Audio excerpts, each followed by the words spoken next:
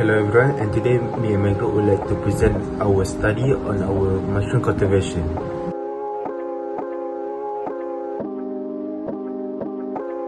Oyster mushroom, or scientifically known as Pleurotus ostrantis, is a mushroom that belongs to the family Pleurotaceae. It is named after its oyster-like shape, which is usually fan-shaped with smooth, broad caps that can be white, grey or light brown in colour. This mushroom is commonly found growing on decaying wood, tree trunks or agricultural waste, especially in humid and temperate environments. Because of its ability to grow on organic waste materials, Pleurotus ostrantis is widely cultivated around the world, including in Malaysia. Oyster mushrooms are widely used in cooking due to their soft texture and mild taste. They are also known for their high nutritional value as they are rich in dietary fiber, vitamins and minerals while being low in fat. In addition to their nutritional benefit, oyster mushrooms are also valued for their medicinal and environmental benefits. They contain antioxidant compounds and can help improve immune function. Furthermore, their cultivation helps recycle agricultural waste, making them an environmentally friendly food source. In this presentation, we will explain how we cultivate the oyster mushroom, including the methods used during the cultivation process. We will also discuss the compounds and materials used in preparing the substrate, the nutrients supplied to support mycelial growth, and the conditions maintained throughout the experiment.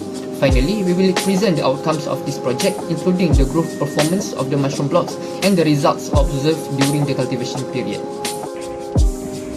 So guys, I'm gonna tell you guys about how do we prepare our substrate block for oyster mushroom.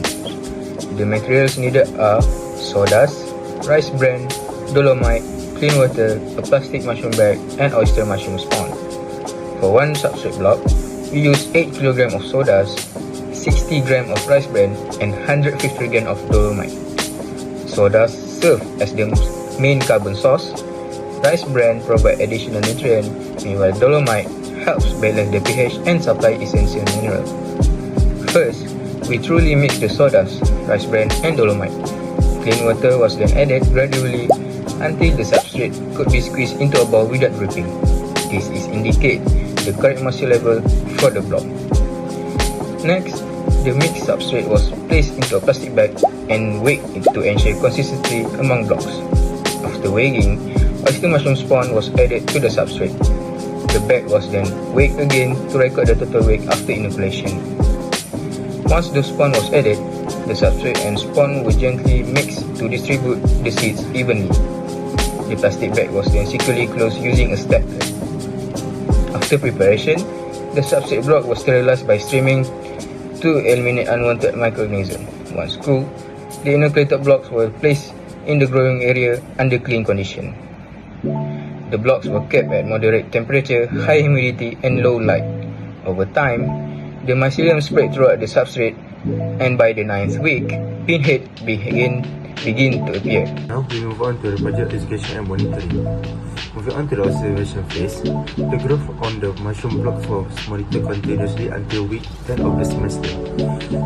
For this observation, 3 mushroom blocks were used to evaluate and compare their growth patterns under the same condition.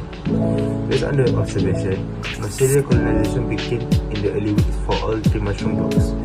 During this stage, the mycelium started to colonize the substrate as it absorbed nutrients, which was indicated by the appearance of white thread-like strands on the surface of blocks, particularly at the top. Between weeks 6 and 7, all 3 blocks show rapid and extensive mycelial growth.